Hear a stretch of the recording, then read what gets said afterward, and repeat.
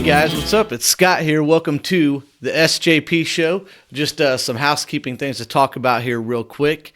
The podcast and the show is now officially called the SJP show, no longer the Scott show, because there was some confusion on some other names and stuff. So the SJP show is what it is and will be for here until the end of time. The season 2 launch is now. And I got a great buddy of mine on, Patrick Longmeyer from the Longmeyer Band. They just dropped a new music video for a song called Good Time, released a new EP called Good Times, which we're going to be talking about. It's fantastic.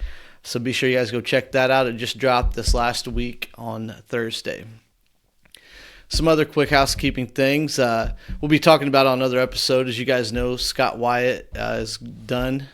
My music going forward is now going to be just under the title Midwest Avenue, which y'all are familiar with as my old band name. So it's all coming full circle. We'll have a show on that, talking about all that too.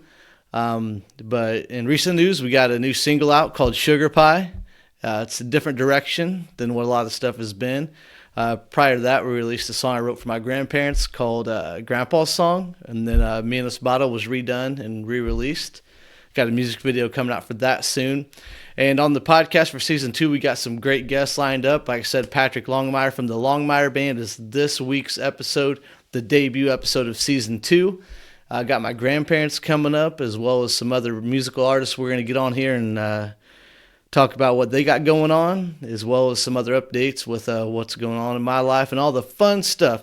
So I'm going to stop talking. It's been about a couple minutes here talking. So let's get into the interview with Patrick Longmeyer from the Longmeyer Band with their new EP that is out now called Good Times.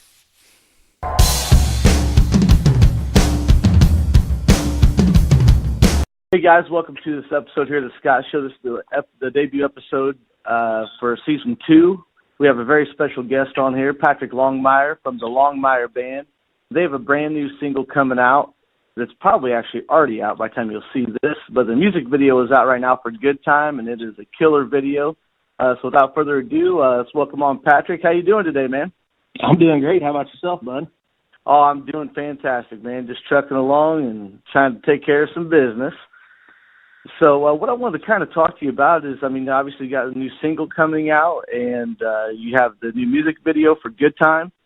So let's go back to the very beginning, kind of like as a kid or when you started playing music. Like, how did that come about? Oh, my. I think I'm probably just like everybody else. Started singing in church and playing, I actually took piano lessons. That was my very first instrument I ever played. Oh, cool. I took piano lessons for probably 6 or 7 years, and kind of learned. I think that definitely helps with a little bit of the theory type, just getting those roots started early with a little bit of education.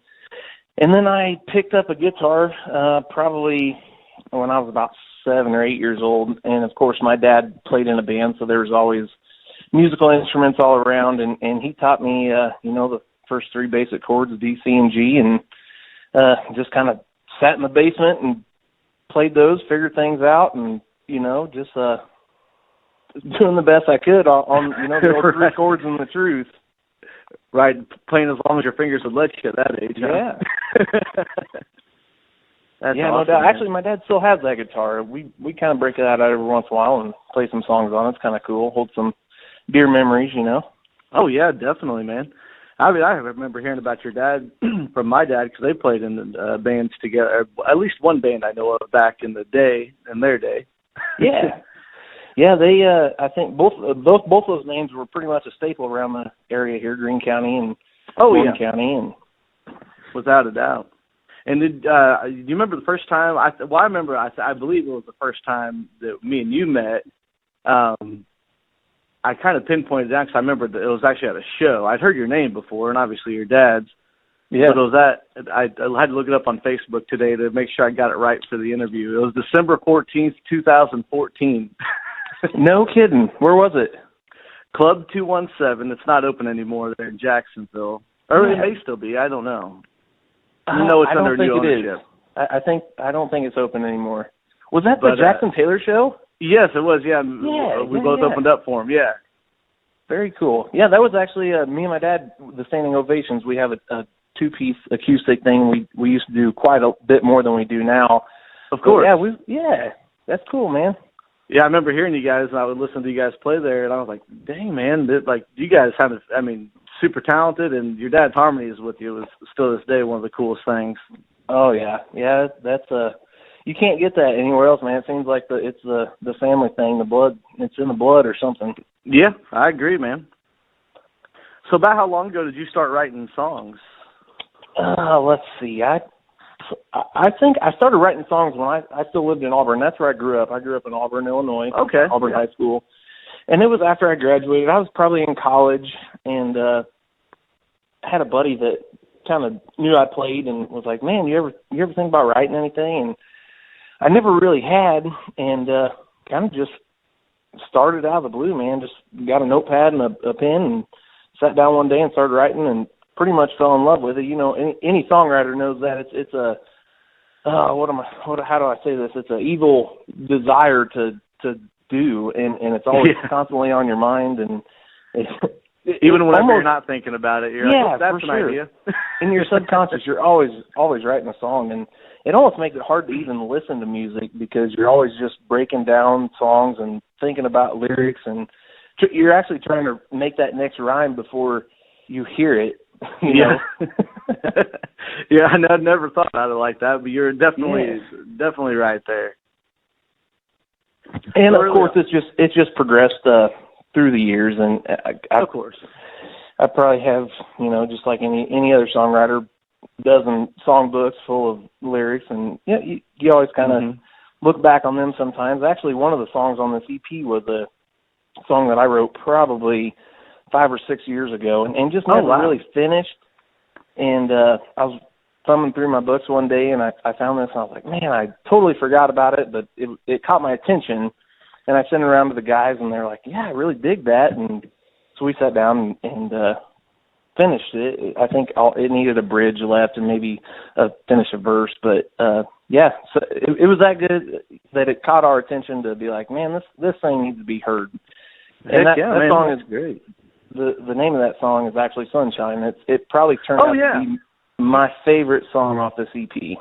Actually, no. As soon as you said that, I've heard that. You guys did. I think you guys did you posted a video up on Facebook. I mean, this was some time ago. Yeah, I think of you guys playing it, and no, I remember the chorus on that. So yeah, I think it's a good idea to keep it around. yeah, no doubt. It's become one of the coolest songs that I've seen us play live because, it is catchy and the lyrics are, I don't want to say simple, but they're simple to remember. Nothing wrong with that. And it seems like people, the audience and our fans they caught on to that song immediately. And that was one that we kind of really first noticed people singing back to us. And that was such a cool feeling, man. And we have actually moved that to the very first song in our set. That's what we open every show with now. Oh, great. So, it's come a long way. Yeah. So what are some of your influences as far as music goes? Do you stay in the country realm, or do you draw from other places? Yeah, man, I have so many influences, even charting back from way back in the day. Obviously, with me and my dad doing the Ovations, it was big harmony, so obviously huge influence by the Eagles, Crosby, Stills, and Nash. And just the sound of that harmony can't be beat, and so that definitely is something that always sticks in my mind of even along the lines of writing the songs is thinking about where the harmony parts can be and just how to make that sound that big harmony sound. And so that's definitely, even in the writing, it's a huge influence on me. I've recently, here in the later years, got turned on to the Texas red dirt stuff, and I'm a huge fan of that. It's just more of the almost traditional country, but a lot of it is pretty rockin' too, which is really cool.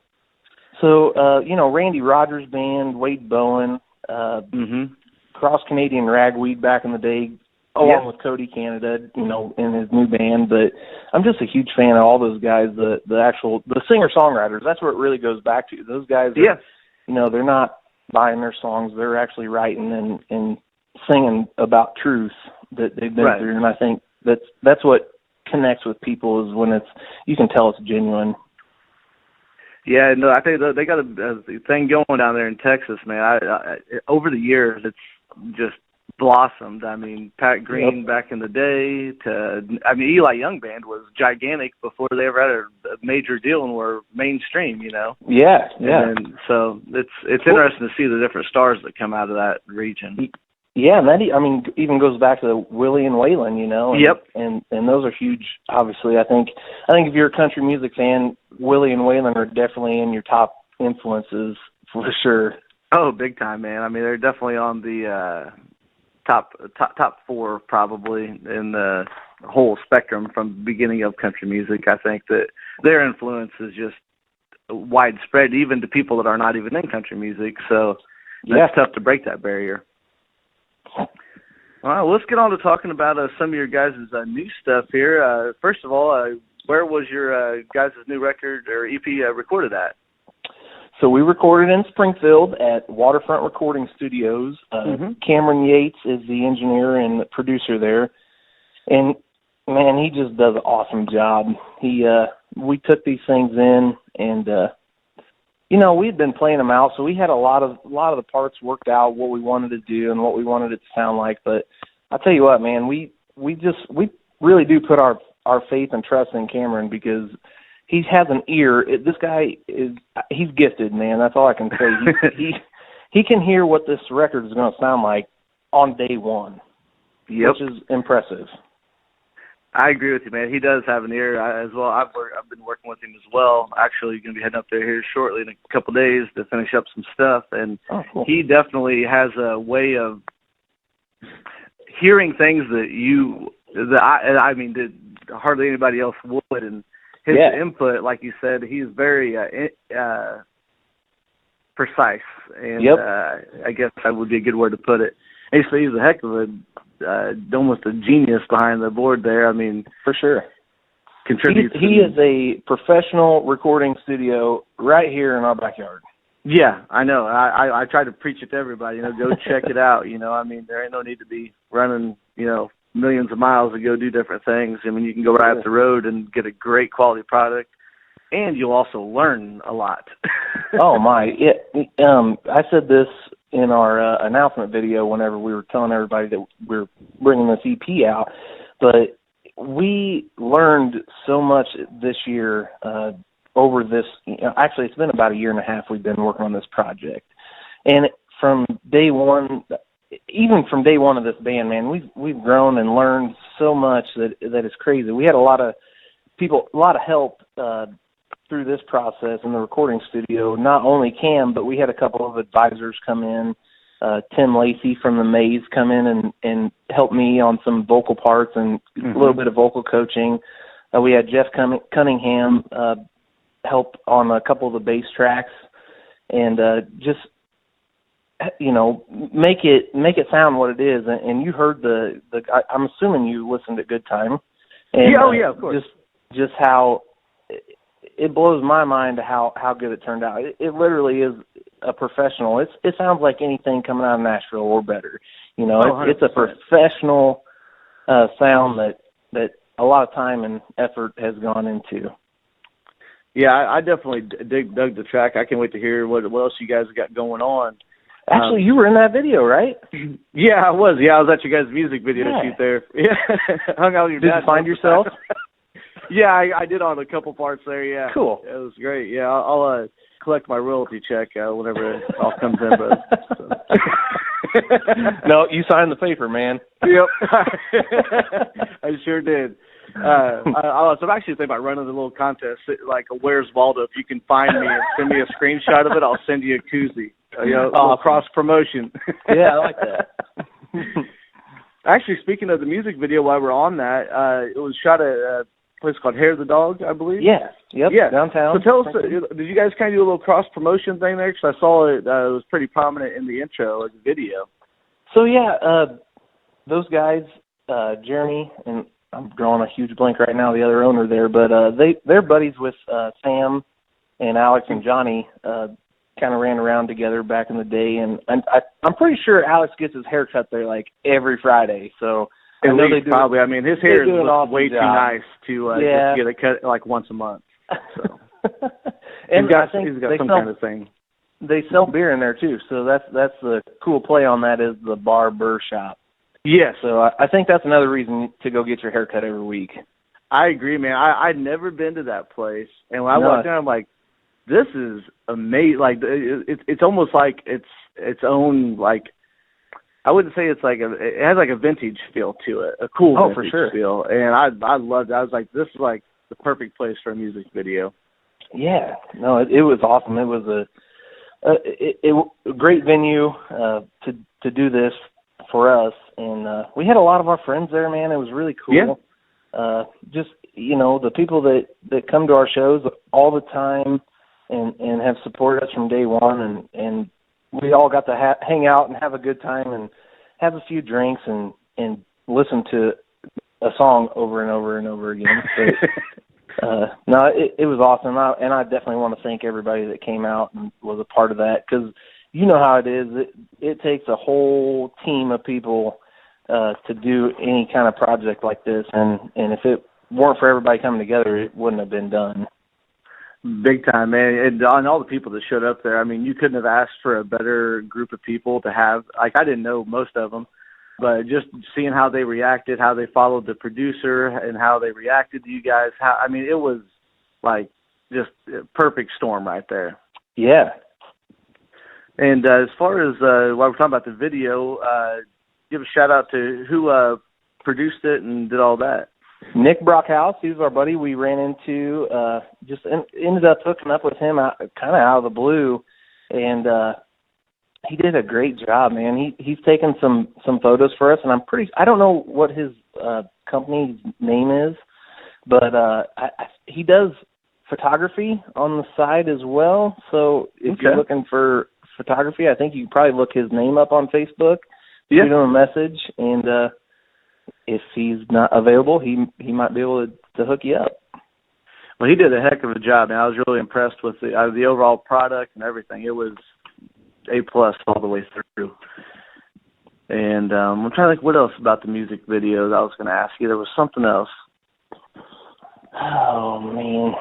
I forget what it was. But that's all right. It's hard telling. Oh, no, I was going to ask you about the leading actors in that. Were those some of your guys' friends as well? Yeah, actually, they're Auburn people. They went to school with me. They're a couple years younger. I think Aubrey was in my sister's class. Aubrey Johnson and Joey Johnson, they were the lead role in that. And then we had a couple of the other gals. It was my girlfriend, Brooke, Alex's wife, Angela, and then one of Brooke's friends, Bree, was there. On the kind of the four main girls walking in. I know we had Sam's wife, Claire, was there. And I don't know anybody else off the top of my head.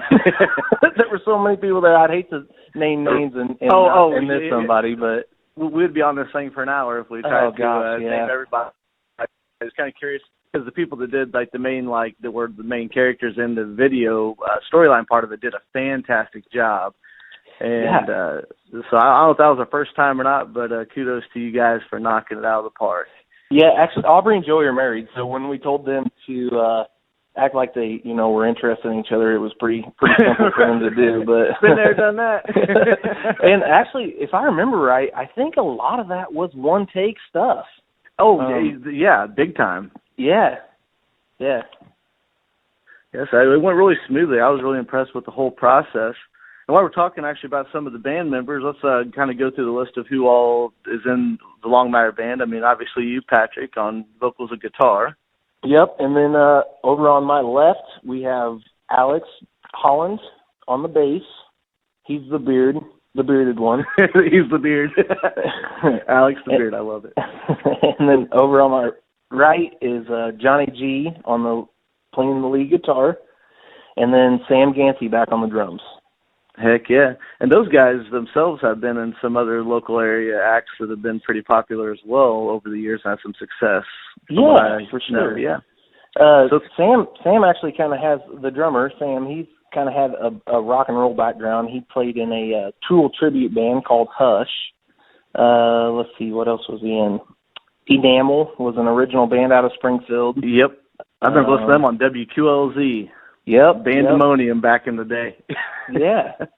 And then Alex and Johnny both played in Booth pre the Longmeyer Band days, and that's kind of where I met the guys from.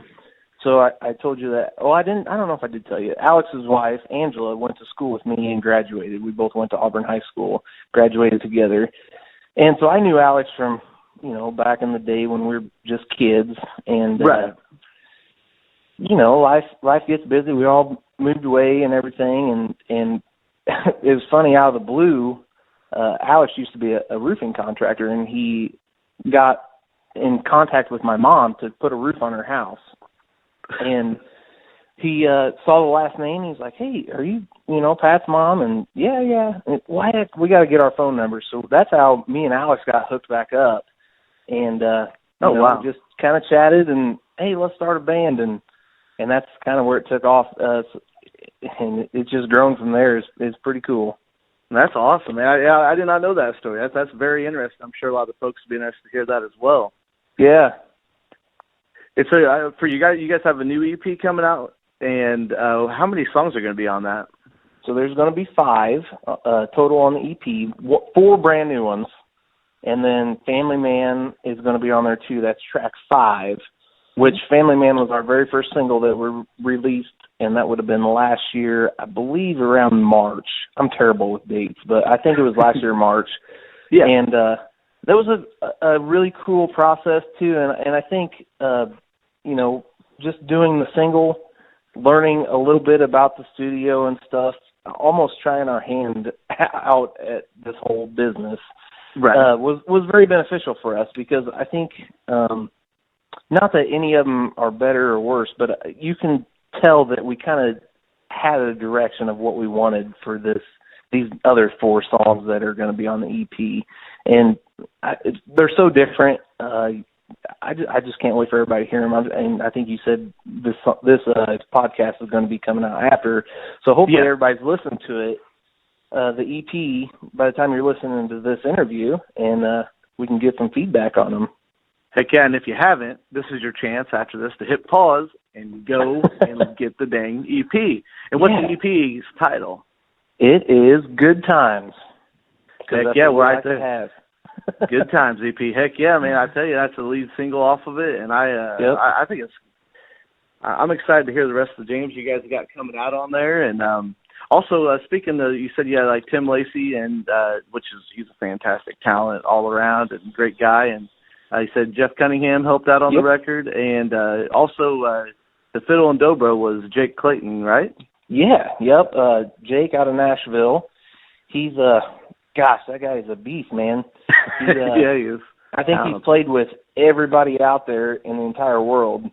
But and he can, gosh, what is it? Something like 40 instruments he can play, or some ungodly number like that. Yeah, I think he is. He's up there. I tell you, from when I first met him years and years ago, he played, I think, 28 instruments or something at the time. I'm like, dude, you're 22. This is crazy. I can barely play guitar. I still can barely play guitar. Yeah, no, he killed it, man. We kind of knew we wanted some extra stuff on these songs, and actually, I'll tell you a little backstory about Jake. I went down to Nashville I'm going to say it's probably about 3 years ago now. I was entered into a songwriting contest and doing that whole game.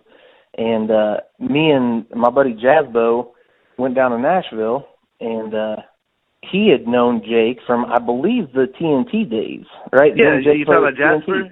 Yeah, definitely. I haven't seen that dude in forever, but yeah, Jake, TNT and Dynamite Cowboys, yeah. And so Jasper knew Jake, and so while we were down there, we looked him up, and he was obviously busy in the studio, but he got done there at night and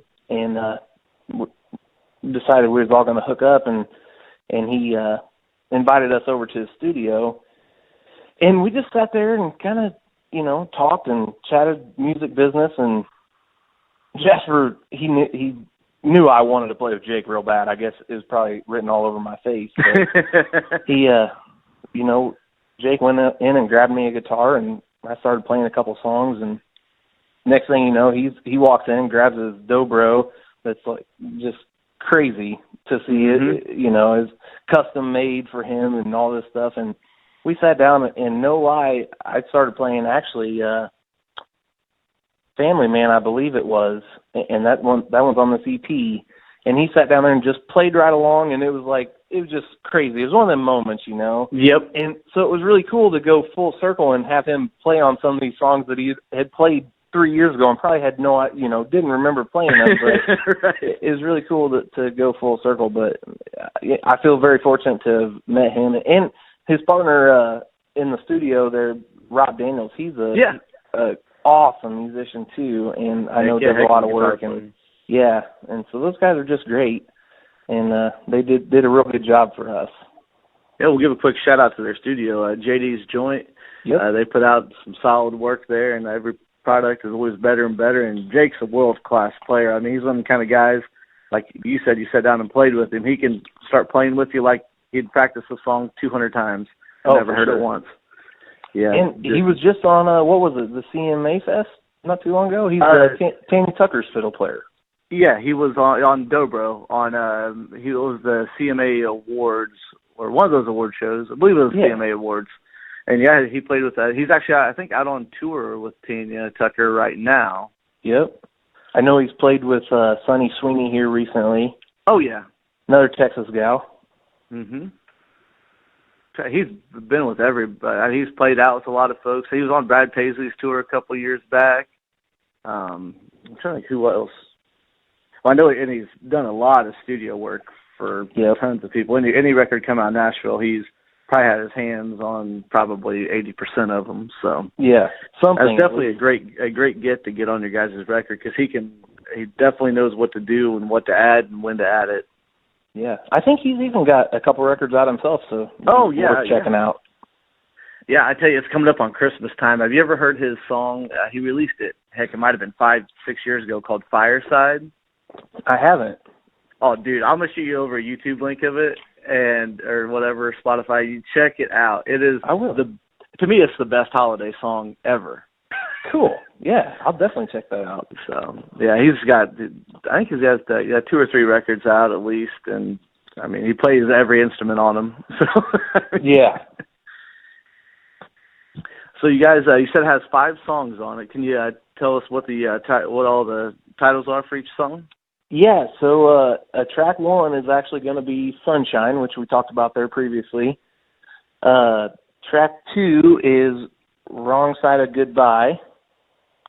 Track 3 is Good Times. Track 4 is My Girl. And track 5 is Family Man. Cool, man. That's going to be a well-rounded record, man. I can't wait to hear it. Yeah, I guess I should add Jake before we get off there. So he played pedal steel, dobro, and fiddle on these songs. Not all 3 on every song, but right.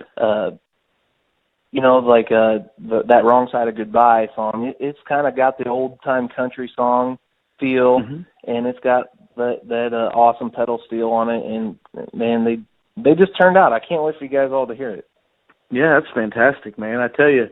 So while we're wrapping up here, if you want to go ahead and give a little shout out to like what your guys' socials are, website, so on and so forth, where people can find you if they want to check you out, and I'll also drop it in the description here if you're watching this on YouTube or listening to it on Apple Podcasts, whatever. All the links for the Longmeyer Band will be down there, as well as a link to the EP they are releasing that y'all should be checking out if you haven't yet. Yeah, so we're out there on Facebook, the Longmeyer Band. We're on Instagram, the Longmeyer Band, and those are our 2 main social platforms. We try to keep up with all of our tour dates and stuff going on. So we like to hear from you guys. So if you take pictures or doing something, wearing your shirt, your Longmeyer Band merch gear, we like to see those pictures. It was funny over the summertime. We got quite a few pictures of koozies, from like the Bahamas or Florida or somewhere. Heck yeah. We like to get those pictures. It makes us feel good. So. Heck yeah. So, well, I guess what can we expect from you guys? We're heading into 2020. So what are you guys looking at down the road? So yeah, we're actually booking shows into 2020 right now. I know stuff's getting kind of filled up. If you guys would like for us to play at a venue near you or your venue, we like to handle all of our business over the Facebook Messenger. Just send us a message on the Longmeyer Band page, and we would love to see what we can get worked out.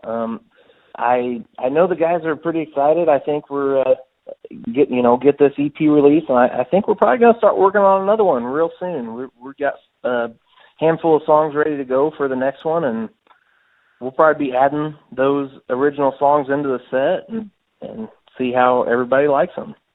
Heck yeah, man. And so last question, what is your favorite show you've ever played so far? Oh, or my. Where, I guess. I know it's probably hard to pick because there's different reasons for, yeah. For sure, yeah. You know how to pick a loaded question. I'll leave on this. We've had some really, really good shows in 2019. We've got to open up for some big guys, big acts, and all those are definitely cool, and all of them are a learning experience. I honestly can't pick one, but I picked three, and I'll make it quick for you. We got to open up for Halfway to Hazard at Eddie Fest this year. And, man, I tell you what, those guys were so cool to us and, answered questions for us, let us hang out with them and probably bother them extremely way too much.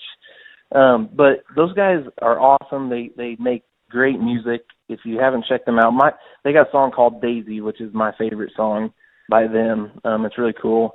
The second most memorable show that I remember this year, we played out at the Sangamon County Fair. The very first night the fair opened, and the power went out.